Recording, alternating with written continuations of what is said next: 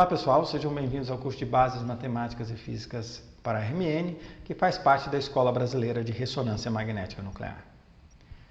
Hoje eu gostaria de apresentar para vocês uma atividade de análise de dados que foi baseada lá no nosso livro de práticas do Laboratório de Física 3, aqui do Instituto de Física de São Carlos.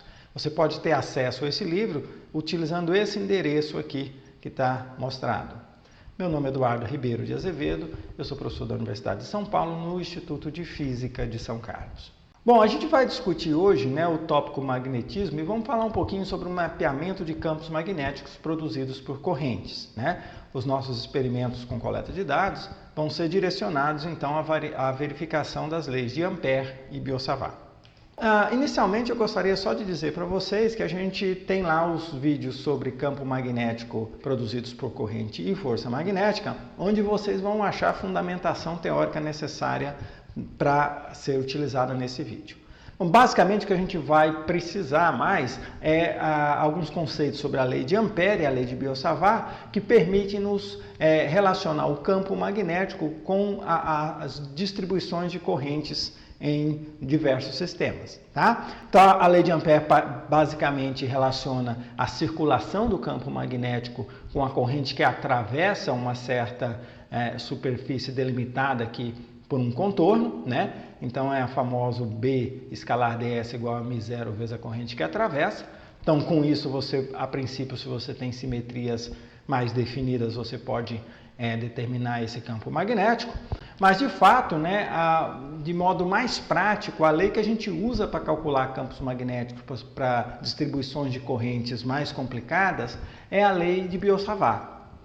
A lei de Biot-Savart ela pode ser deduzida da lei de Ampère. Então, a lei fundamental é a lei de Ampère. Mas com a lei de Biot-Savart você pode, por exemplo, avaliar qual é o campo magnético devido a um certo elemento de fio. Essa que é a coisa interessante, porque se eu defino aqui um elemento de fio, e defino aqui esse vetor que tem o comprimento do elemento de fio e que aponta na direção e sentido da corrente, eu posso calcular o campo magnético num ponto P, conhecendo aqui a distância desse elemento até no ponto P e também esse versor aqui, que aponta do elemento até no ponto P, utilizando essa formulazinha aqui. E por que isso é interessante? Porque quando você quer fazer um cálculo de algum campo magnético com uma geometria muito complicada, você não vai fazer isso resolvendo isso analiticamente. Você vai ter que discretizar o problema e provavelmente resolver isso computacionalmente. É o que a gente chama de métodos de elementos finitos. Então é isso que os programas, geralmente, que calculam campo magnético a partir de distribuição de correntes fazem. Você calcula o campo magnético de um elemento de corrente e aí vai somando sobre todos os elementos ao longo de todo o fio. Analiticamente, a gente representa isso aqui por essa integração aqui, que eu pego o campo de um elemento e integro sobre todo o fio. E aí, então, a gente tem a expressão final aqui para a lei de Biot-Savart, que fala que o campo magnético é igual a μ0 sobre 4π, a integral ao longo do fio de I dl vetor R chapéu sobre R quadrado.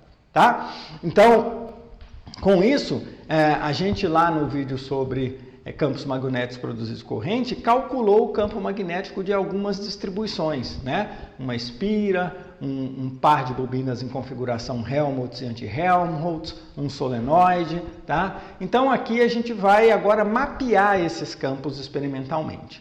Mas para mapear os campos experimentalmente, eu preciso primeiro saber como medir esses campos. Nós também discutimos isso lá no outro vídeo com mais detalhes, mas eu vou só dar uma passada. A gente vai usar o efeito Hall para determinar o campo magnético aqui. Só lembrando, o que é o efeito Hall? É basicamente uma manifestação da força de Lorentz, que é aquela combinação da força elétrica com a força magnética.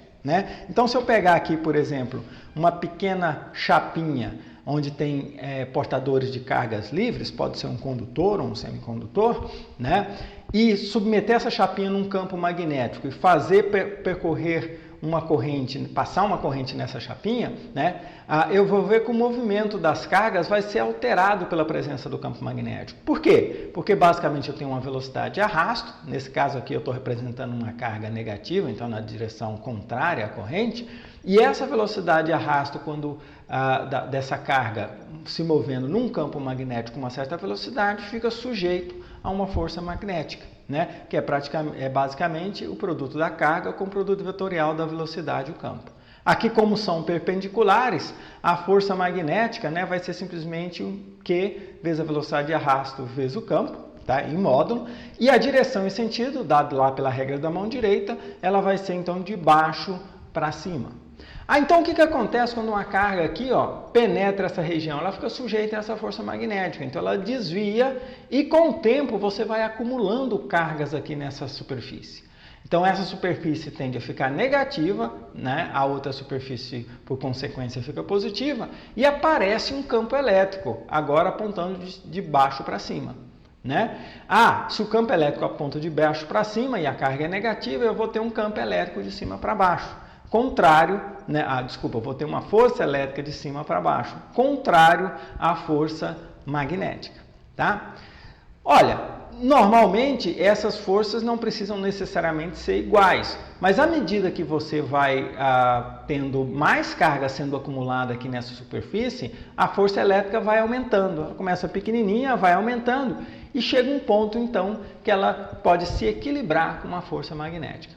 E você atinge então uma situação de equilíbrio, onde não há mais acúmulo de carga e você pode detectar uma diferença de potencial associada a essa situação de equilíbrio. Né? Essa situação de equilíbrio é basicamente quando a força, né, é igual a zero. Né? E nesse caso, então, você tem que a força vai ficar zero quando o campo elétrico for igual à velocidade de arrasto vezes o campo magnético. Então, eu tenho aqui essa situação. Bom, como é que a gente pode usar isso para medir campo magnético? Bom, uma maneira bem simples é o seguinte, ó. Eu sei medir com bastante precisão, com voltímetro convencional, essa diferença de potencial, essa tensão entre esse ponto e esse. E essa tensão entre esse ponto e esse é basicamente o campo elétrico vezes o comprimento, né, ou a largura da minha chapinha aqui, que eu chamei de L.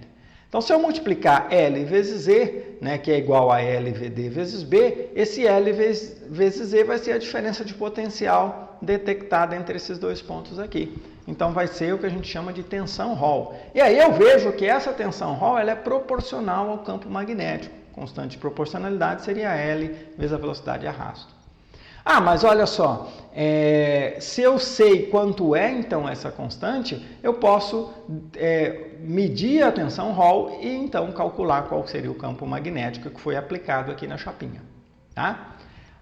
Mas eu preciso conhecer essa constante aqui. De fato, né, você não precisa, o que você precisa ter é usar essa constante aqui como um fator de calibração. Então você pode calibrar o seu dispositivo, né, que a gente vai chamar de sonda Hall, né, de modo que eu meço a tensão Hall e a partir desse fator de calibração determino o campo magnético. Tá? Então, é basicamente aqui que está mostrado para vocês uma sonda Hall, né? A plaquinha metálica é uma plaquinha bem pequenininha aqui, perpendicular a esse chip aqui, tá? Que tem toda a alimentação, tem que passar corrente, aquela coisa toda, né? E normalmente a sonda ela tem um sentido de medida de campo. Significa o seguinte: quando o campo magnético estiver nessa direção, a tensão Hall detectada aqui vai ser positiva, né? Então o campo no sentido de medida da sonda. Nesse caso aqui, a nossa sonda, o sentido de medida é para frente aqui, como essa daqui, tá? Bom, e se for o contrário, significa que o campo magnético está no sentido contrário, tá? A gente pode entender isso analisando lá o efeito Hall. Ok, e a fator de calibração? Bom, aí você pode fazer de várias maneiras, né? Nós pegamos todas as sondas que a gente tem aqui no laboratório e calibramos. Então, nós aplicamos alguns campos magnéticos, né, algumas configurações de campos magnéticos conhecidas e medimos as tensões Hall, né? O que a gente obteve foi essa reta aqui e a partir do coeficiente angular dessa reta a gente determina, então, o fator de calibração aqui, né? Que é esse mesmo aqui, alfa. 0,028, mais ou menos 0,01 volts por Gauss, tá? De fato, né, quando você adquire a tensão Hall, você vem com uma tabelinha que tem esse fator de calibração. Isso aqui é a tabelinha da tensão Hall nossa aqui, né? Você vai olhar aqui na sensibilidade magnética e aqui está dizendo que tipicamente você tem 280 volts por Tesla, né? Como um Tesla é 10.000 Gauss, né? Se você converter isso aqui para volts e Gauss, você obtém exatamente o que a gente obteve na nossa calibração. Então a gente pode usar esse valor aqui, né, para determinar o campo magnético a partir das medidas de tensão Hall, tá? Gente, então antes da gente prosseguir, né, com a descrição dos sistemas que a gente vai mapear o campo, eu queria só mostrar para vocês aqui alguns tipos diferentes, digamos assim, de sensor Hall. O sensor Hall é uma coisa que está presente em vários sistemas. Por exemplo, a bússola que você tem no seu celular aí, ela na verdade é um sensor Hall, né? Você não tem nada de pecinha magnética mais. Então você tem um sensor Hall que determina a direção e o sentido do campo. Tá? Sensor Hall também pode ser utilizado, por exemplo, né, quando você tem aquele sistema de travamento automático da porta, quando o carro atinge uma certa velocidade, a velocidade do carro é medida com o sensor Hall. Basicamente você faz colocar um ímãzinho lá no eixo, né, da roda, então a roda vai girando e toda vez que o ímã passa no sensor, ele detecta ali o campo magnético e você então conta quantas voltas deu por segundo, você tem uma estimativa da velocidade, né? E isso aí que controla o sistema eletrônico que manda fechar a porta, digamos assim, tá? Esse tipo de sensor, na verdade, ele é um sensorzinho desse tipo que está mostrado aqui para vocês, né? Então, se eu olhar aqui, por exemplo, esses dois caninhas aqui, ó, são sensores, né? E esse sensor é, inclusive, sensível à direção do campo magnético, sentido do campo magnético, de fato, né? Então, se eu pegar um ímã aqui, ó, com polo norte e sul, tá? Norte seria o vermelho, sul o azul, e aproximar primeiro, né, o polo norte, veja aqui, ó, nada acontece. A única coisa que aconteceu é que atraiu aqui, mas não acontece nada com os LEDs. Né? O sensor não detecta nenhuma variação. Agora, se eu aproximar o polo azul, sul, olha só o que acontece. Tá? Então, toda vez que um campo magnético apontando, né, nesse sentido aqui, se aproxima do sensor Hall, ele detecta, né, aquilo lá e aí muda lá a cor do LED. Então, esse aqui é um dispositivozinho de detecção de presença de campo magnético. É digital, não é só de se campo magnético, se tem campo ou não e qual é a polaridade desse campo magnético, que é mais interessante, tá? Esse outro sensor aqui, que vocês estão vendo aqui, ó, tá? Deixa eu tirar a pilha desse aqui.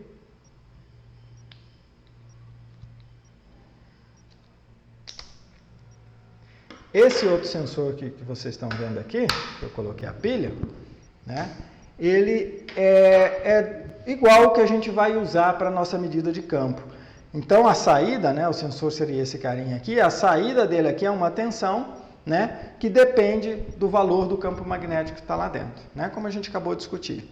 Então, agora, por exemplo, aproximando aqui o polo, tá vendo? Vermelho, o polo norte, né? Você tem uma diferença de potencial positivo. Se eu aplico aqui, vai para o outro lado, né? O mostrador não está muito bem calibrado, mas você vê que a diferença de potencial é contrária. E esse tipo de sensor é o que a gente tem aqui, né? Então tem a caixinha aqui onde está a alimentação, a bateria, né? E aqui está o nosso chipzinho. Então coloquei isso aqui na região de campo magnético, vai aparecer uma diferença de potencial que a gente vai detectar aqui. Só que ao invés de usar esse mostradorzinho aqui, a gente vai usar o voltímetro na nossa placa de montagem. Então é assim que a gente vai mapear o campo magnético. Ok, vamos começar então com as configurações de campo que a gente vai abordar. A primeira delas vai ser o campo magnético de uma espira percorrida por uma corrente. Então está aqui, a gente vai colocar a corrente numa certa espira e vamos mapear o campo magnético ao longo do eixo Z. Então nós vamos vir aqui com o sensor Hall e vamos correr ao longo do eixo Z aqui para mapear qual é o valor do campo magnético como função dessa posição. Tá? De fato, né, nós lá no vídeo sobre campos produzidos por correntes, nós deduzimos isso aqui teoricamente utilizando a lei de Biot-Savart e a expressão é essa daqui. Né? De fato, se eu graficar essa expressão aqui com alguns parâmetros que eu coloquei aqui, né, você vai ver que ele tem esse perfil. O campo magnético é máximo no centro da bobina, decai, né, à medida que você vai se afastando do centro. Então a gente vai, né, com essa expressão aqui, e vocês vão ter os parâmetros que a gente vai passar para vocês, o raio da bobina, né, a corrente que vai passar nela. Você pode inclusive comparar essa expressão, que seria a expressão, né, calculada, né, teórica, com a expressão, com o perfil do campo magnético que você vai obter na sua medida. Tá? Então vamos lá para a medida, fazer então o mapeamento do campo. Bom, pessoal, vamos então para o nosso mapeamento do campo de uma bobina circular, tá? A gente vai usar para isso esse circuito aqui, que tem uma fonte de tensão, né, conectada em um amperímetro, que vai medir a corrente do circuito, que é a corrente que vai passar na bobina, né? Em série com o amperímetro a gente tem a bobina em si, que a gente vai mapear o campo dentro dela, e depois então isso aqui ligado no negativo da fonte. Na nossa placa de montagem aqui, né, a gente vai montar dessa maneira. Vou ligar aqui o positivo da fonte, tá? Tá desligado agora, mas a gente vai ligar aqui. Todos esses pontos correspondem ao mesmo potencial, porque estão ligados por um fio lá por trás. E aqui vai para o amperímetro, né? Então a corrente vai passar no amperímetro, sai por esse fio aqui, ó. Nesse fio a gente conecta esse ponto e liga na bobina. Na bobina a corrente vai circular, né, nesse sentido, de modo que o campo magnético está apontando para cá. Né? Depois que passou então pela corrente, pela bobina, a corrente então sai por esse fio e vai para o negativo da fonte, completando o circuito aqui. Olha, independentemente, agora a gente tem a sonda Hall que vai mapear o campo em si. Então essa sonda Hall está alimentada e ligada no voltímetro. Tá? Aqui está a nossa sonda Hall. O sensor é essa parte de dentro, bem do centro aqui, né? Que a gente vai colocar no ponto onde a gente quer mapear o campo. A sonda Hall está aqui e está ligada lá por trás no voltímetro. E o valor da tensão Hall vai ser lida aqui, tá? Então a gente vai ler o valor da tensão Hall em milivolts e depois você pode converter para campo magnético com a calibração que você já tem, tá? E os parâmetros da bobina? Os parâmetros da bobina serão os seguintes. Ó, a gente vai usar uma bobina com 130 espiras, tem 130 voltas de fio ali. Tá? E o raio da bobina é de 14 centímetros. Tá? Então, esses são os parâmetros da bobina. E o mapeamento a gente vai fazer mais ou menos o seguinte. Ó. A gente posicionou lá uma régua no centro da bobina, então isso vai ser o nosso ponto zero. E a gente vai começar a mapear a 14 centímetros desse zero. Então, vamos começar aqui com o ponto menos 14.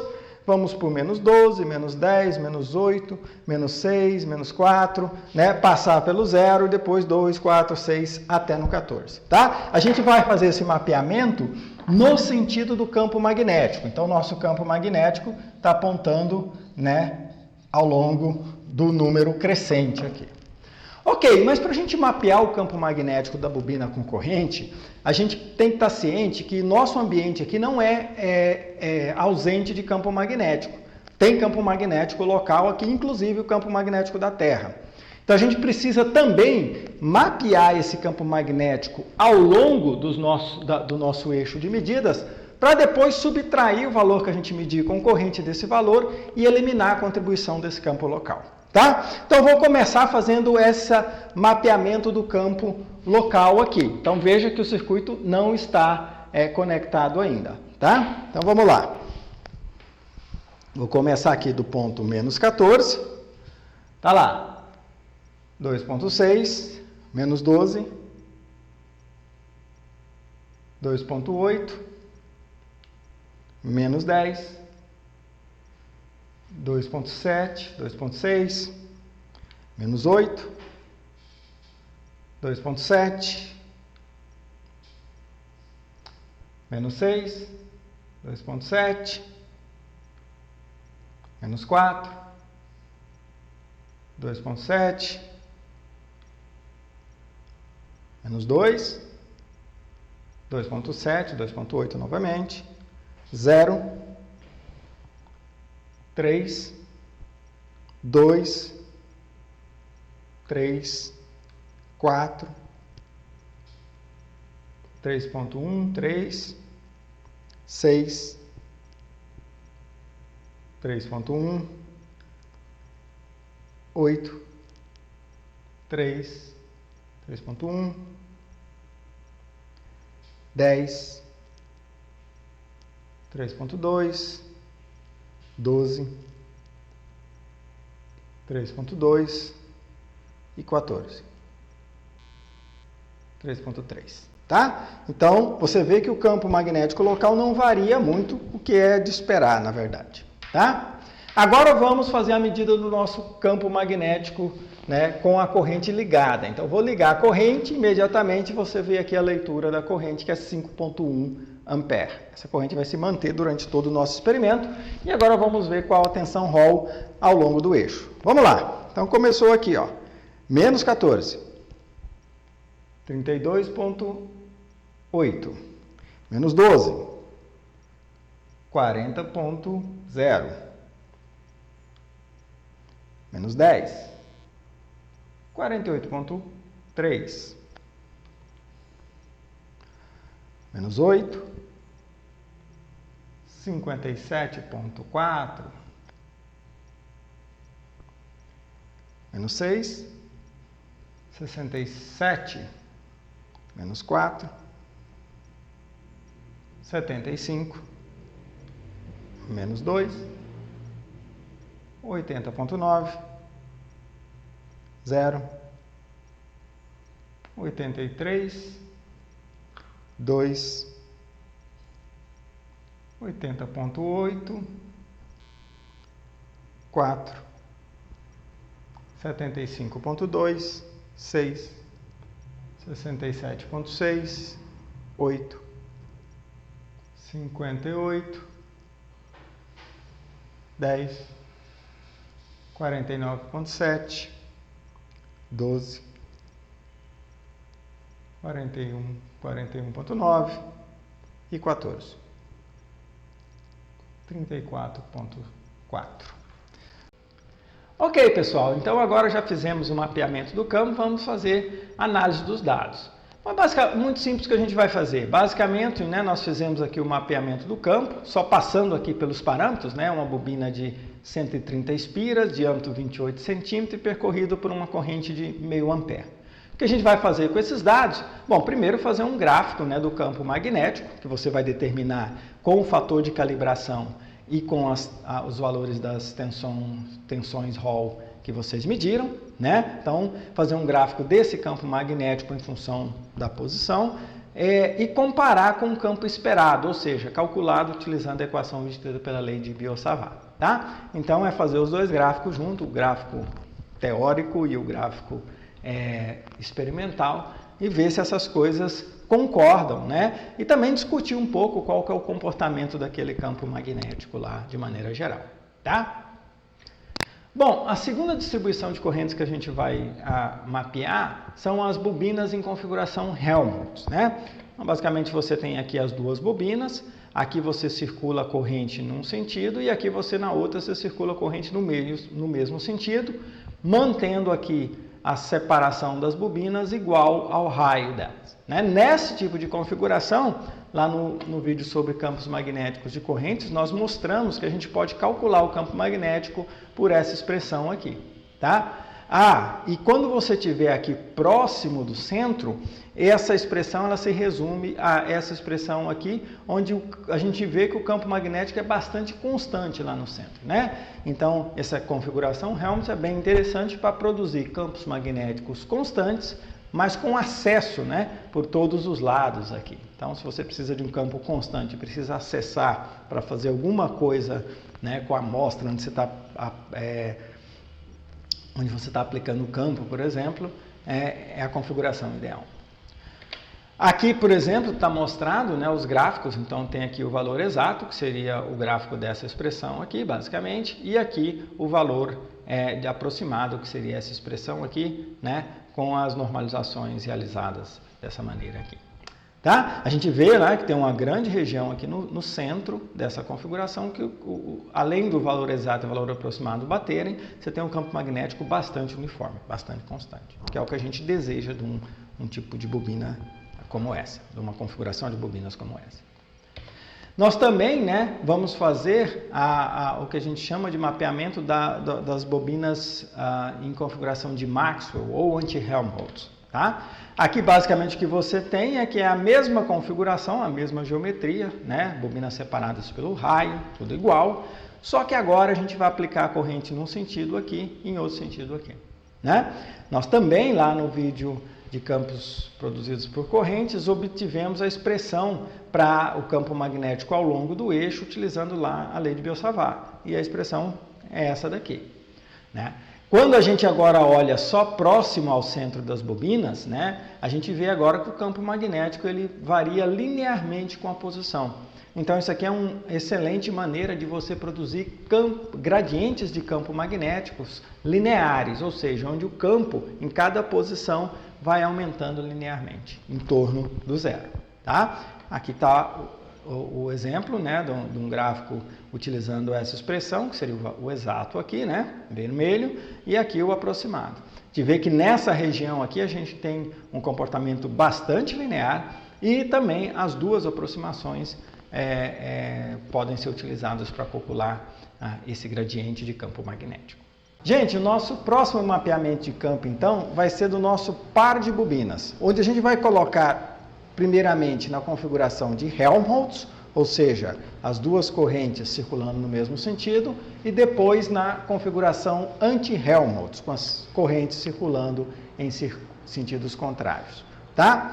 A gente já acertou a geometria aqui do sistema, então a separação entre as bobinas já está igual ao raio, né? Então, colocou aqui 14 centímetros de separação das bobinas, que é o mesmo raio, tá? Lembrando que essa bobina tem 130 espiras. O esquema, né, que a gente montou para fazer o circuito é a mesma coisa que a gente discutiu lá no mapeamento da nossa bobina circular, certo? A diferença é que aqui, em vez de ter uma bobina só, tem o par, tá? E na configuração aqui também, né, o centro agora da nossa referência aqui, ele está localizado no centro das bobinas. Então, a gente vai começar mapeado menos 14, menos 10, menos 8, né? Menos 14, menos 12, menos 10, menos 8, e assim por diante. Tá? Quando a gente estiver no zero aqui, a gente vai estar no centro da bobina. A gente já acertou tudo isso lá. Tá? E a montagem do circuito aqui é exatamente a mesma, tá? Com o detalhe que aqui eu conectei as duas bobinas de modo que, inicialmente, as correntes estão no mesmo sentido. Então, o primeiro mapeamento que a gente vai fazer aqui é do par de Helmholtz, ou seja, o par de bobinas na configuração de Helmholtz. Tá? Corrente está aqui, 0,5 ampere, já ajustamos. Vamos medir aí a tensão Hall lá naquele voltímetro. E a tensão de fundo, né? A medida do campo magnético do ambiente. Bom, como a gente não mudou nada do posicionamento aqui, você também pode usar a mesma medida que foi feita lá para a bobina circular, tá? Então vamos lá, vamos começar então a medida com o nosso par de Helmholtz. Eu vou começar aqui então do ponto menos 14, 76,8, menos 12, 88,8, menos 10, 101, menos 8, 111, menos 6, 118, menos 4, 121,8, menos 2, 123,5, 0, 123,7, 2, 123, 4, 121,2, 6, 117, 8, 110,3, 10, 100,3, 12, 88,5, por fim, 14, 76,0. Tá? Então, esse é o par de bobinas na configuração de Helmholtz. Agora vamos colocar a configuração anti-Helmholtz. O que eu vou fazer? Eu vou simplesmente inverter a corrente nas bobinas, tá? Eu vou trocar aqui os fios, e isso faz com que a corrente nessa bobina aqui circule assim, e nessa bobina aqui circule no sentido contrário. Vou trocar aqui. Então, só tirei daqui, troquei, já estou na configuração anti-Helmholtz, tá? E vamos lá novamente fazer o mapeamento. Comecei aqui do menos 14, menos 38,2, veja que deu negativo, porque o campo agora está no sentido contrário. Menos 12, menos 43,9, menos 10, menos 47,1, menos 8, menos 46,4,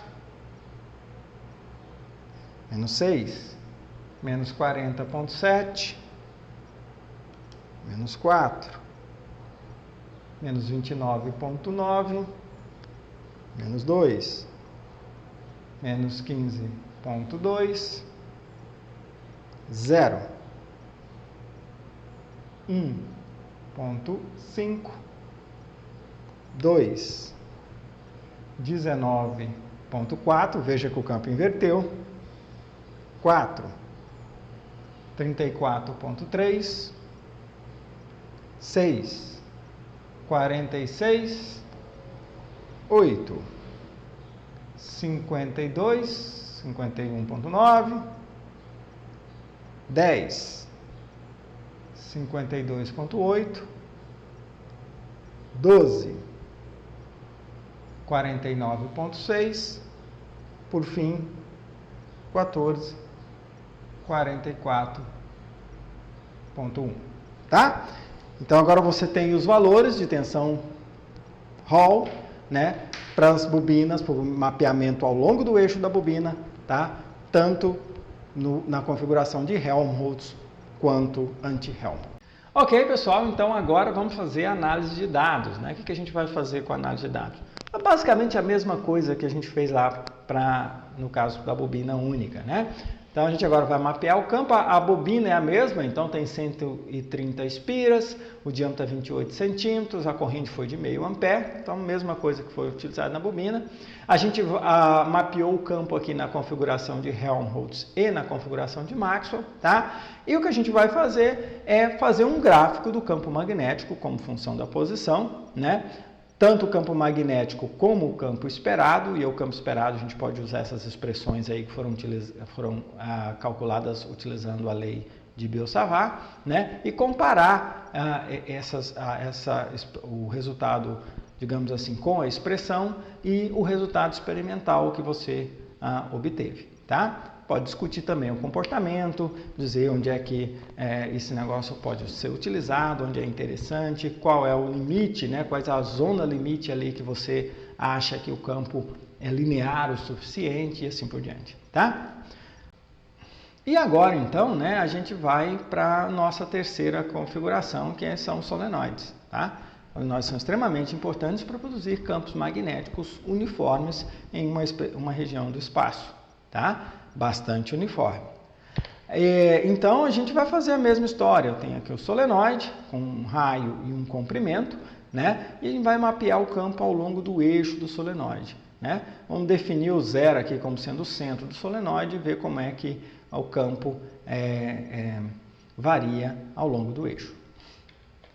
Bom, novamente, né, nós temos lá a expressão geral, que foi obtida utilizando a lei de Biot-Savart. Tá? Isso aqui depende do comprimento do solenoide, do raio, né, do número de espiras, da corrente. A gente vai fornecer todos esses dados para vocês e vocês vão poder, então, ver qual é o comportamento do campo baseado nessa predição aqui da lei de Biot-Savart, né?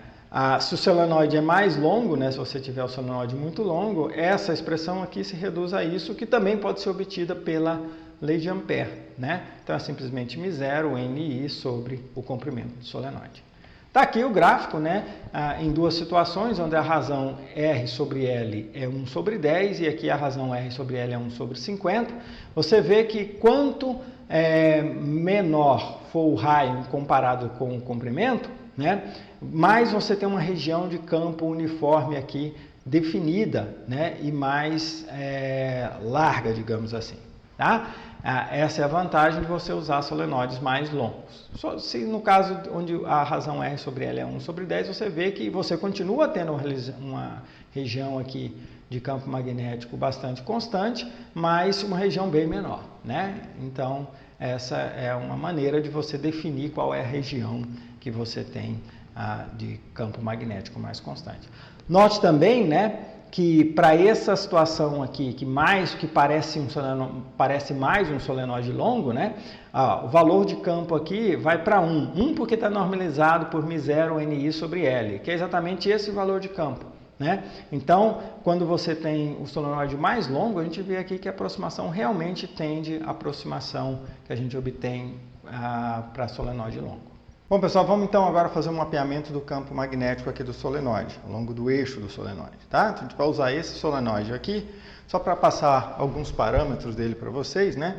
É um solenoide de 760 espiras e de comprimento de 14,85 centímetros, tá? Esse solenoide ele é enrolado de modo que você tem várias camadas de fio, tá? Então, o diâmetro interno dessas camadas é de 4,9 centímetros, o diâmetro externo de 6,95 centímetros. Qualquer cálculo que vocês forem fazer que envolver o raio, podem usar então o raio médio aqui, ou o diâmetro médio desse solenoide.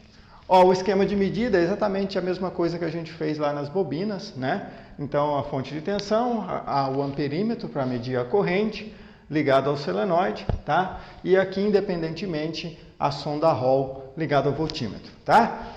Já está tudo montado aqui, ligado lá no solenoide. O sentido, né, que a corrente vai passar no solenoide vai ser esse aqui, né? Então, esse sentido, para você saber qual que seria esperado a direção e sentido do campo magnético. Aqui, em milivolts, né, como sempre, a gente vai medir aqui a tensão Hall no nosso sensor. E aqui vai te mostrar a corrente que está passando no circuito, tá ok? Então, vamos lá. Bom, como sempre, né, a gente não está no ambiente isento de campo magnético, a gente precisa mapear o campo sem corrente primeiro, para depois subtrair esse valor do valor medido como corrente para, digamos, eliminar o efeito do campo local aqui. No caso do solenoide, a gente nem precisa pegar todos os pontos, tá? Porque o campo aqui vai ser tão mais alto do que o campo local que essa correção vai ser ínfima. Então, eu vou pegar só alguns pontos lá dentro, para a gente não ficar medindo ponto a ponto, tá? Só para a gente ter uma média do valor que a gente precisa corrigir, né, do campo do solenoide. Não vai influenciar muita coisa nesse caso. Então, sem corrente, não liguei ainda, vou colocar a sonda Hall aqui na extremidade, e esse é o valor, menos 0,04 volts, subir um pouquinho, menos 0,03, um pouquinho mais, menos 0,03, tá? Menos 0,02, menos 0,02, menos 0,02, e aí cheguei no final, tá? Então, com esses valores aí que a gente mediu, tira uma média disso aí, e aí você pode subtrair o campo local para todos os pontos que forem medidos. Só notando que agora deu negativo, né? Nas medidas lá com a bobina tinha dado positivo o campo local. É porque eu mudei aqui a posição, então o campo local já não tem exatamente a mesma direção e sentido, tá? Então vamos agora para a medida definitiva, né? A medida do campo lá no interior do solenoide. Tá aí, eu estou com uma corrente de 0,52 amperes, tá? E a gente começar a medir aqui, eu vou mover então o sensor Hall ao longo do solenoide, né? Então, vou começar do zero aqui e vou movendo ao longo do solenoide, tá? Vamos lá. Então, comecei aqui, ó. Então, na extremidade, deu 382, 1 centímetro, 528, 2 centímetros, 665, 3 centímetros, 763, 4 centímetros, 820, 5 centímetros, 852, 6 centímetros, 871, 7 centímetros, 882, 8 centímetros, 886. Esse aí é o centro do solenoide, tá? Para vocês saberem. Aqui, 883, 9 centímetros. 10 centímetros 871, 11 centímetros 853, 12 816, 13 756, 14 658, 15 517, 16 758. Já saiu lá do outro lado do solenoide, né? Então agora eu vou continuar aqui mais 1 centímetro, né? 269, só para a gente pegar a região lá fora do solenoide, mais um, 163, mais um, 106, mais um, 0,74 ou 74 milivolts. Então é isso aí, esse é o mapeamento do campo do solenoide. Bom, vou fazer mais uma coisinha aqui, né? A gente viu lá, deixa eu voltar aqui para o centro, para a gente ver a tensão Hall, né? Então lá do 885, 886, essa é mais ou menos na tensão Hall no interior do solenoide. Então isso é proporcional ao campo magnético. Nós vimos que fora do solenoide, né, o campo magnético é para ser bem baixo. Quanto mais comprido, menor vai ser o comprimento, o campo magnético lá na região de fora, no centro do solenoide. Tá? Vamos verificar isso aqui, só para a gente ver o quão boa a aproximação é para esse nosso solenoide aqui. Então tá lá, tá dando 886, eu vou tirar e colocar aqui na parte de fora, na mesma posição. Então tá lá, deu menos 45 milivolts. Veja que é muito menor, né? Ah, e também o sinal é negativo, e tem que ser mesmo, né? Porque você tem o campo no interior nesse sentido, fora ele inverte o sentido, tá? Então é isso aí, agora vamos lá para ver o que a gente vai fazer com esses dados. Bom, gente, análise dos dados novamente, mesma coisa, né? A gente tem aqui os dados do solenoide, nós fizemos um mapeamento de campo, um solenoide de 760 espiras, diâmetro externo de 6,95 centímetros, diâmetro interno de 4,9 centímetros, comprimento de 14,85 centímetros e percorrido por uma corrente de 0,5 ampere. Né? O que a gente vai fazer com esses dados? Mesma coisa, né? Vamos fazer um gráfico do campo magnético determinado a partir das tensões Hall, né? Como função da posição, e comparar com a predição utilizando lá a fórmula obtida da lei de Biot-Savart. Tá? Depois discutir esse comportamento, né, e a concordância entre o resultado experimental e aquele calculado pela fórmula. De certa forma, né, nós estamos fazendo isso aí, é uma maneira da gente verificar então a lei de Biot-Savart e como consequência a lei de Ampère, né, já que ela é derivada da lei de Biot-Savart. A lei de Biot-Savart é derivada da lei de Ampère. Bom, essa é a nossa bibliografia básica, né, dos nossos livros aqui. Só acrescentando aqui o livro de práticas do laboratório, que eu já mencionei para vocês no início dessa aula, tá? E muito bom trabalho aí para vocês na análise dos dados.